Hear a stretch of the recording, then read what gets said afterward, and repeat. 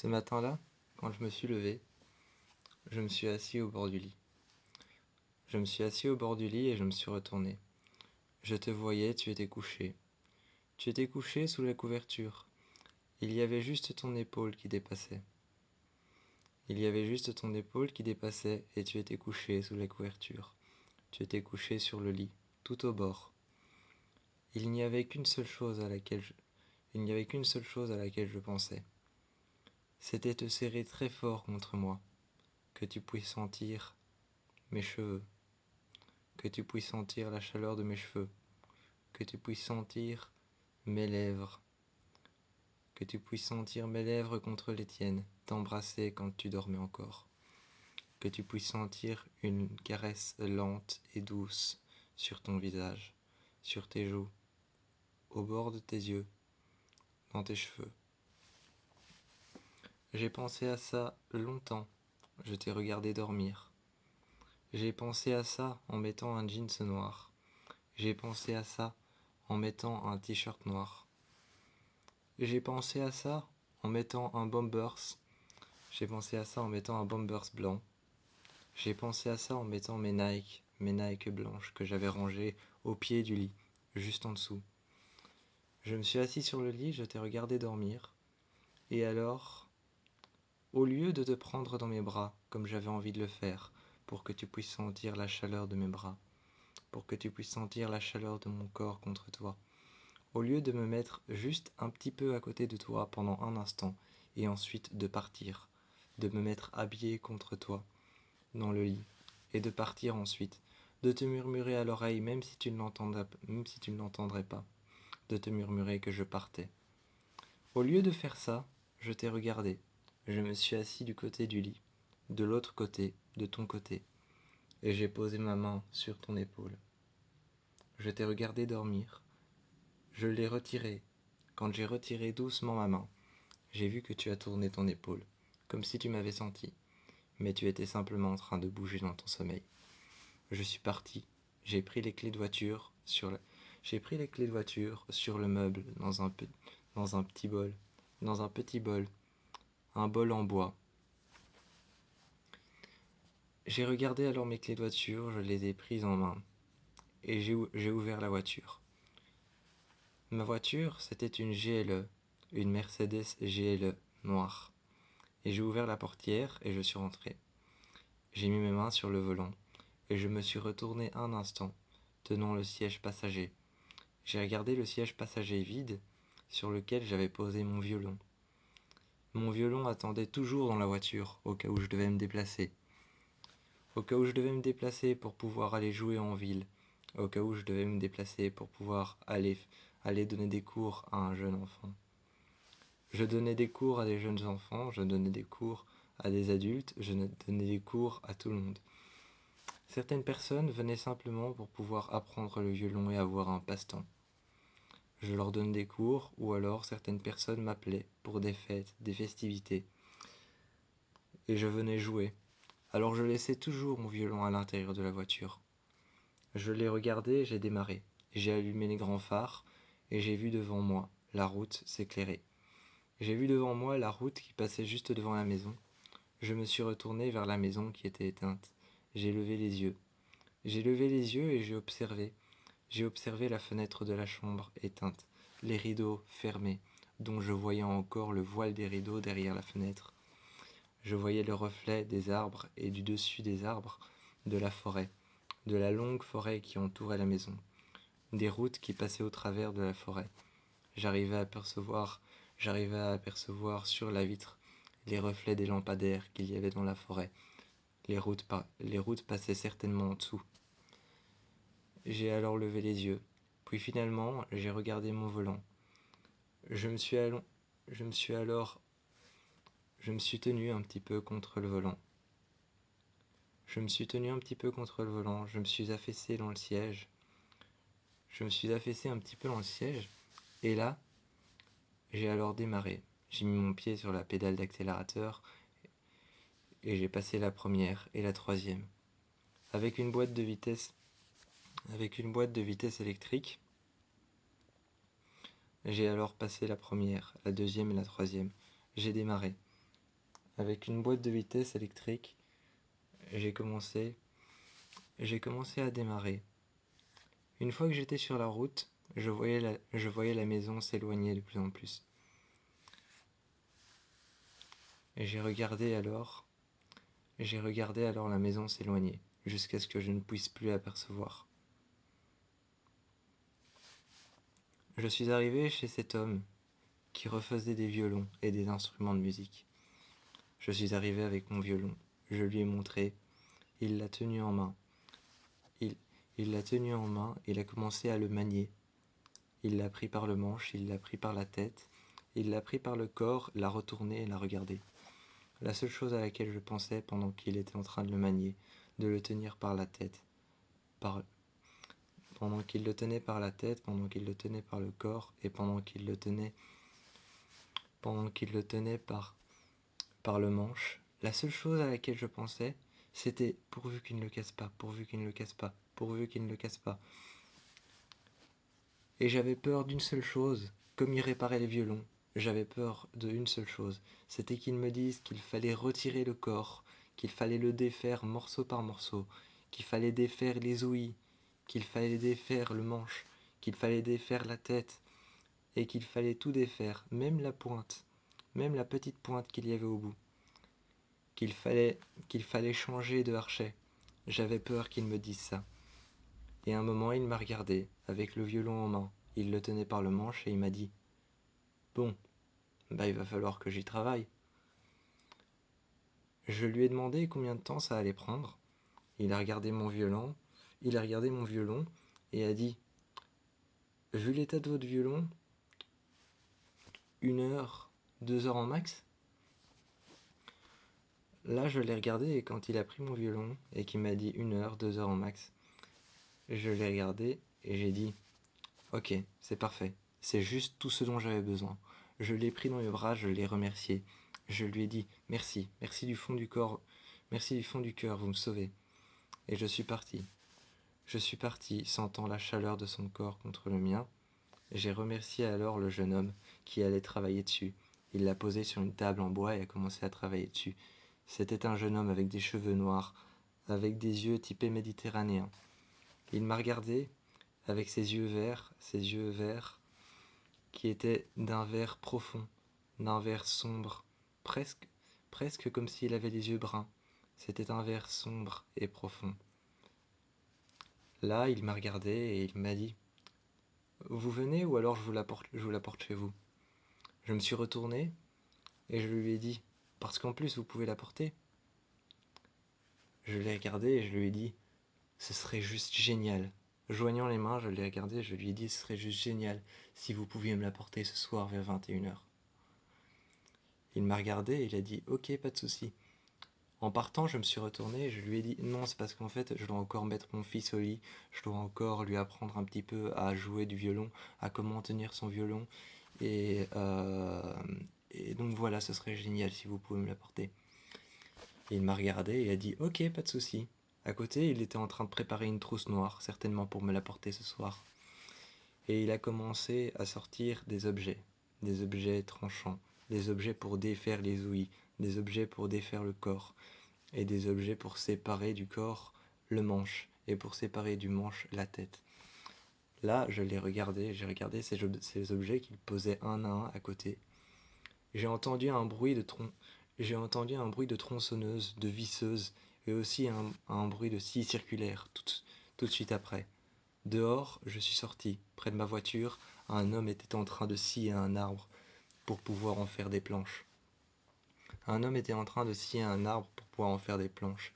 Il sciait dans la longueur, dans les branches, dans les grosses branches qui étaient tombées. Il sciait dans la longueur.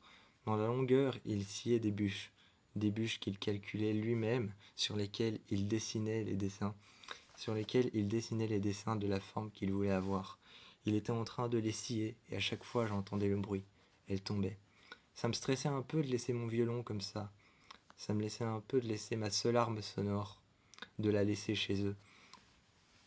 Quand la scie circulaire s'est mise en route, elle s'est arrêtée, et j'ai entendu le bruit qu'elle faisait quand elle s'arrêtait. J'ai alors passé ma tête derrière cette vieille bâche en plastique qu'il y avait sur le côté, sur laquelle il y avait de la poussière. J'ai passé ma tête et j'ai vu la scie circulaire s'arrêter. Ça me stressait un peu, mais bon. J'ai alors ouvert la voiture, j'ai ouvert la portière, j'ai entendu les phares avant et les phares arrière clignoter. J'ai regardé les phares avant s'allumer, je me suis retourné une dernière fois et j'ai démarré. Je lui ai fait un signe, de son atelier il m'a fait un signe avec, avec ce que je pense être une gouge à la main. Il m'a fait un signe et il a dit... Et il m'a regardé. Il m'a certainement dit quelque chose de loin, comme pas de souci, ou comme pas de problème, je vous l'apporterai ce soir. Moi, je lui ai parlé, mais sans faire de bruit, de l'intérieur de ma voiture. Quand j'ai démarré, je suis revenu à la maison. Mon fils était face à son miroir, en train de tenir le corps de son violon, la main pliée, avec le manche dans la main, avec l'autre main en face de lui. Le manche un peu plié vers l'avant, un peu rentré vers l'avant et penché vers le bas. Avec son archet, il était en train de le faire glisser lentement, lentement sur les cordes. J'entendais les cordes vibrer depuis derrière sa porte. J'ai poussé lentement sa porte. Je lui ai dit « Alors, tu t'entraînes ?» Face à son miroir, il m'a regardé, il a couru vers moi et m'a pris dans ses mains. Il m'a pris dans ses mains, dans ses bras. Je l'ai alors serré très fort contre moi et je sentais la chaleur de son corps s'émaner vers le mien. Je sentais alors la chaleur de ses cheveux. Je l'ai caressé, j'ai caressé ses cheveux et je lui ai dit « Montre-moi ». Je suis resté assis par terre et je lui ai dit « Montre-moi comment tu joues ». Et il a commencé à jouer un morceau improvisé, d'une telle douceur que je l'ai regardé. Je me suis mis derrière lui. Et il m'a demandé tout de suite, je me suis mis derrière lui, je lui ai pris les épaules et je lui ai dit « C'est bien, tu viens de l'inventer ?» Et il s'est tourné vers moi et a dit « Oui, je viens de l'inventer ». Appuyé contre son miroir, il a dit « J'ai plus facile à jouer et à inventer des sons et des musiques quand je me regarde dans le miroir. » Assis par terre, il m'a demandé « Et toi, ton violon, tu vas le chercher? Tu veux jouer avec moi ?» Je l'ai regardé, je lui ai dit « Excuse-moi, mais malheureusement, mon violon est en réparation. On répare son corps, on répare sa tête et on répare... » Je l'ai regardé en pointant du doigt, sans dire ce qu'il réparait, et il m'a dit « Le manche ». J'ai dit « C'est bien. Quelles sont les parties importantes du violon ?» Je lui ai demandé. Il s'est assis par terre à côté de moi contre le mur, et il a dit le corps, la tête, le manche. Je l'ai regardé et je lui ai dit « Très bien, mais les autres parties ?» Il m'a répondu « La mentonnière sur laquelle on pose sa tête, sur laquelle on pose son menton. Il y a aussi l'archet qu'on tient, sur lequel on le fait glisser sur les cordes. » Je l'ai regardé et je lui ai dit « il en manque deux. Quelles sont les deux autres petites parties, des parties qui sont ouvertes ?» Il m'a regardé et il m'a dit « Ah oui, les oreilles du violon, les ouïes. » Je l'ai regardé et je lui ai dit « Bon moyen mnémotechnique. » Quand je suis revenu, le chien était en train de dormir sur le fauteuil. Exténué, je me suis alors effondré sur le fauteuil. J'ai alors vu, quand j'étais effondré sur le fauteuil, le chien qui était debout devant moi. Il me regardait. Et je lui ai dit « Qu'est-ce qu'il y a? Ça va toi ?» En le caressant, je lui ai dit « T'as une belle bête, hein, toi ?» Je l'ai caressé, j'ai caressé son corps. Et là, j'ai vu alors mon homme se rapprocher de moi. Il s'est rapproché et m'a demandé « Comment a été ta journée ?» Je lui ai dit « Très bien, superbe, superbe. » Alex est arrivé. Quand Alex est arrivé, il m'a pris près de moi. Il m'a pris près de lui et il m'a regardé. Alex est arrivé à côté de moi et il m'a dit « Qu'est-ce qui se passe? T'as l'air inquiet. » Je lui ai dit « Non, pas du tout », en regardant la fenêtre. Il a incliné la tête, m'a regardé et a dit « Je sais quand tu mens. Adrien, je sais quand tu mens. » J'ai regardé la fenêtre derrière moi, de l'autre côté du feu, et j'ai dit « Non, non, tout va bien, t'inquiète. » Cette fois-ci, j'avais regardé la porte d'entrée de la chambre de mon fils.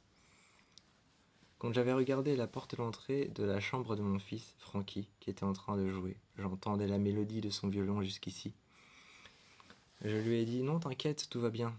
Finalement, je me suis levé. Et là, j'avais compris que c'était cramé. C'était foutu. Il avait tout de suite découvert que je mentais. J'essayais encore de mentir, mais bon, c'est parce que j'étais inquiet. Je ne voulais pas qu'il s'inquiète lui non plus. Je ne voulais pas qu'il s'inquiète par rapport à moi, parce qu'il a toujours été très investi dans ce que je faisais. Il a toujours été très investi dans ce que je faisais, et alors quand Alex a vu que je mentais, il m'a dit raconte-moi, en me prenant par les épaules. Il m'a tenu alors contre lui et a dit raconte-moi. J'ai dit je viens d'aller déposer mon violon pour réparation. Il arrivera il arrivera d'ici à 21h. Alex m'a pris contre lui et a dit et qu'est-ce qui t'inquiète comme ça? Je lui ai expliqué que j'avais entendu un bruit de scie circulaire, un bruit de tronçonneuse, que j'entendais le bois tomber et du bois qui était coupé. Il m'a regardé en me rassurant et il m'a dit c'est un atelier, c'est un atelier pour réparer les violons, c'est un atelier pour réparer les violoncelles, pour réparer les petits violons comme le tien. C'est un atelier pour réparer les guitares, les instruments faits en bois, les harpes. Et il m'a regardé et a dit tu as bien vu que quand tu es entré là, il y avait des grandes formes en forme de harpe. Il y avait du bois taillé dans la harpe, encore taillé à la gouge et pas complètement poncé. Tu as vu qu'il y avait des formes de cordes violon qui pendaient partout, accrochées à des cordes, à des chaînes, accrochées à des crochets, sur lesquels il pendait les corps qu'il n'avait pas encore poncés. Tu as bien vu qu'il ne les avait pas encore vernis, que tout ça était taillé dans du bois.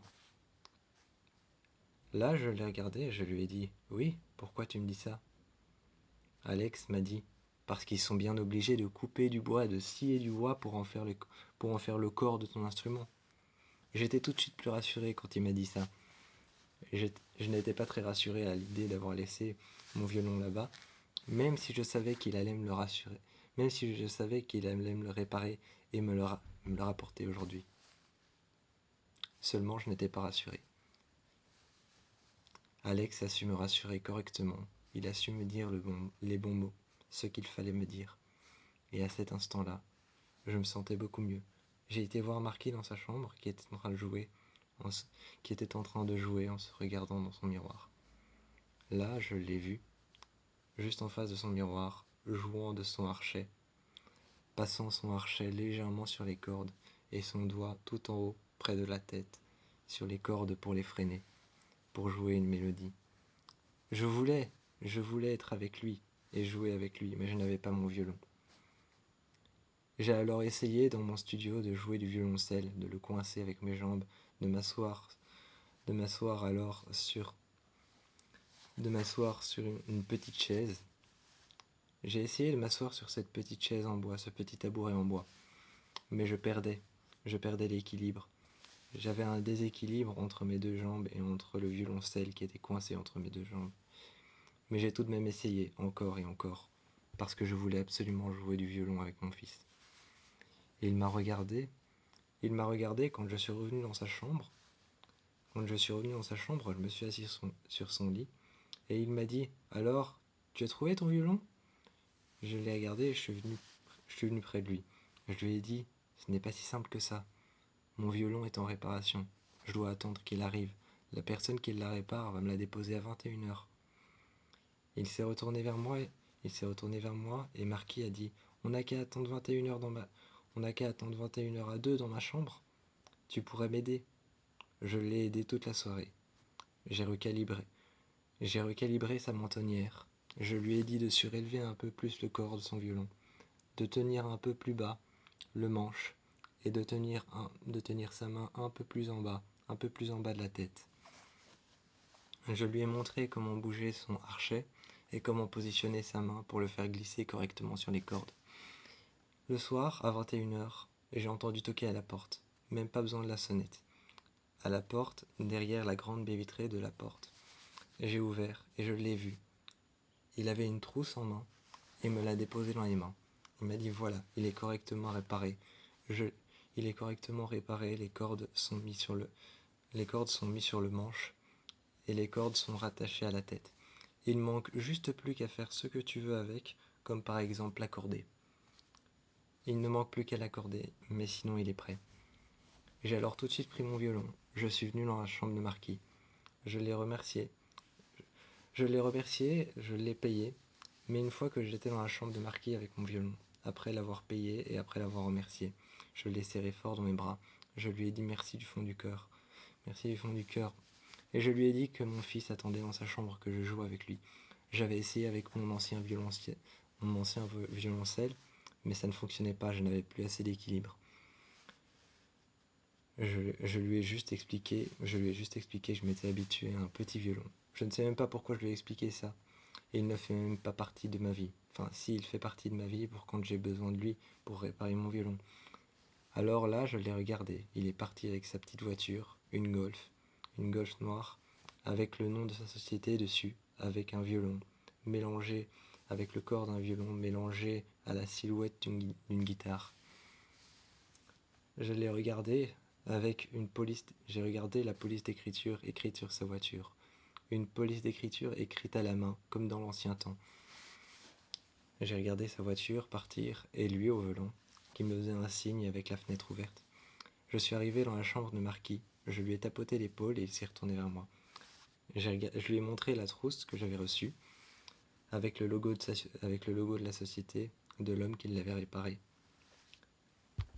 Et je lui ai dit, c'est bon, mon ami a déposé mon violon. Je l'ai ouvert et Marquis était assis par terre. Je l'ai ouvert et Marquis a pris mon violon en main. J'ai regardé le violon qui était presque 2 fois trop grand pour ses mains, et lui qui avait un violon un peu plus petit. Il l'a pris dans ses mains et me l'a donné. Je l'ai pris, et j'ai récupéré le harchet qui avait été mis dans une petite housse. Je l'ai pris et le harchet était bien tendu. Je passais ma main sur les cordes. Je passais ma main sur les cordes du violon, et il fallait évidemment le tendre. J'ai pris mon violon contre moi, et Marquis, lui, m'a demandé ce que je faisais en s'asseyant juste contre moi. En s'asseyant tout contre moi, je lui ai dit « Je réaccorde mon violon ». Il m'a demandé à quoi ça servait. Je lui ai dit « Passe-moi ton violon un peu ». Il m'a donné son violon. J'ai resserré les cordes, et je lui ai dit « Ça sert à faire une belle mélodie. Il faut tendre les cordes au maximum. Pas trop, mais il faut les tendre au maximum. Comme ça, la mélodie est d'autant plus belle et d'autant plus douce à entendre. » Marquis m'a regardé et a pris son violon.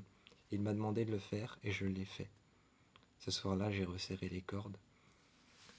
J'ai resserré les cordes ce soir-là sur son violon et sur le mien. Ensuite, j'ai pris le harchet et j'ai passé ma main sur le harchet. J'ai passé ma main sur le harchet sur la corde. Quand j'ai passé ma main sur la corde du harchet, j'ai regardé. Elle était bien tendue, elle était parfaite. Il m'a aussi demandé pourquoi je faisais ça. Je lui ai dit que le harchet... J'ai pris Marquis à côté de moi et je lui ai dit « Tu savais que le harchet, c'était fait avec... C'était fait les... avec les poils qu'il y a sur la queue d'un cheval. » Ensuite, il m'a dit « Non, je savais pas. » Quand j'ai pris son harchet, je lui ai dit « Passe-moi ton harchet, tu verras, ça a la même couleur. » Ensuite, quand je lui ai expliqué ça, que c'était fait avec du crin de cheval, je l'ai pris contre moi. Je lui ai dit « Regarde de très près, regarde de très près attentivement. » Ça avait la même couleur qu'un cheveu. Ça avait la même couleur que la queue d'un cheval. Il m'a regardé et a dit « Mais comment est-ce qu'on peut réussir à faire une corde aussi tendue avec du crin de cheval ?» J'ai regardé Marquis, je l'ai serré très fort contre moi. Je lui ai dit « Ça c'est le mystère de la musique. Comment est-ce qu'on peut réussir à faire des cordes aussi serrées avec du crin de cheval ?» Je lui ai dit que même moi je n'en savais rien. Ensuite, on a commencé à jouer à deux. Je l'ai pris contre moi. Je sentais son bras bouger contre mon corps, contre ma jambe, contre ma cuisse, contre ma hanche. Je sentais son bras bouger. Et moi, je le serrais contre moi, je le tenais contre moi. Je lui disais de temps en temps de relever le corps, de rabaisser le manche, de tenir la tête un peu plus haut. Ses mains pour toucher les cordes un peu plus bas de la tête. Et on jouait à deux. Ensuite, moi, je jouais avec lui. Le soir, j'ai rejoint Alex dans le lit. et je lui ai dit « Ah, c'était une pure partie de bonheur de jouer avec lui. » En se déshabillant en face de moi, il m'a dit « T'as enfin réussi à jouer avec lui ?» Je lui ai dit « Ouais, j'ai enfin réussi à jouer avec lui, c'est bon. » Je crois qu'il a appris toutes les bases et il a su tout ce qu'il voulait savoir. En te déshabillant, tu m'as regardé et tu as dit « Comme quoi ?» Bah, il voulait savoir pourquoi ça avait une couleur brune. Pourquoi son archet, pourquoi est-ce que la corde de son archet avait une couleur brune et un peu beige parfois. Je lui ai dit que c'était fait en crin de cheval. Je lui ai montré en disant de regarder dans la lumière du soleil, du coucher de soleil, de regarder la corde de son archet. Et qu'il verrait que c'était de la même couleur que la queue d'un cheval. Je lui ai dit que ça s'appelait le crin de cheval. Quand on a commencé à jouer tous les deux, on a joué un morceau que lui avait inventé. Donc au final, c'était moi qui avais du mal à suivre. J'ai expliqué ça à Alex et Alex m'a regardé en souriant. Je me suis adossé contre le dos du lit et j'ai dit « Oh ça va, c'est bon toi. Commence pas. » En même temps, j'ai regardé Alex et je lui ai dit depuis qu'il a appris le violon, depuis qu'il a commencé le violon, il apprend tout seul dans sa chambre. Il joue, il fait glisser son archet, et il apprend tout seul dans sa chambre et il crée des mélodies. On l'entend toute la journée. Ou plutôt, on l'entend pas toute la journée, vu qu'il parle pas. Mais on entend son violon toute la journée. Il crée des mélodies tout le temps. Ce soir-là, je me suis couché. Je me suis couché à tes côtés, à côté d'Alex. Je t'ai regardé et j'ai dit, tu penses qu'un jour je deviendrai un grand violoniste? Tu m'as dit, ouais, bien sûr, c'est une évidence. Et ton fils aussi, il deviendra comme toi, un virtuose. Alex, ce soir-là, me tenait très fort contre lui. Alex, ce soir-là, me tenait fort contre lui. Il me disait, tu vas devenir un grand virtuose. Tu vas devenir quelqu'un de fort, Tu vas devenir quelqu'un de fort dans la musique, quelqu'un de fort dans le violon. Tu apprendras à des milliers d'enfants à jouer au violon. Et ces enfants deviendront tous des virtuoses. Tu auras créé des millions de violonistes. Ce soir-là, j'étais déjà en train de rêver de tout ce qu'il me racontait en écoutant mon fils qui jouait du violon dans sa chambre. Plus tard, je suis allé dans sa chambre. Il devait être 23 heures. Je l'ai vu endormi avec son violon en main. Quand j'ai essayé de le retirer, il l'a gardé en main et a bougé l'épaule. Je l'ai laissé près de lui. Il s'est endormi cette nuit-là. Et quand je suis revenu dans le lit, j'avais posé la couverture au-dessus de ses épaules. Il s'était endormi avec son violon. Le lendemain matin, je m'étais réveillé. J'avais été le voir, endormi face au mur avec son violon à la main. Je n'ai pas osé le réveiller. Je l'ai juste laissé dormir. Et je l'ai attendu, avec le chien, dans le fauteuil. Il est arrivé en courant et m'a pris par les épaules. Il m'a dit « Tu veux bien jouer avec moi aujourd'hui ?» Et nous sommes allés dans sa chambre, comme tous les jours.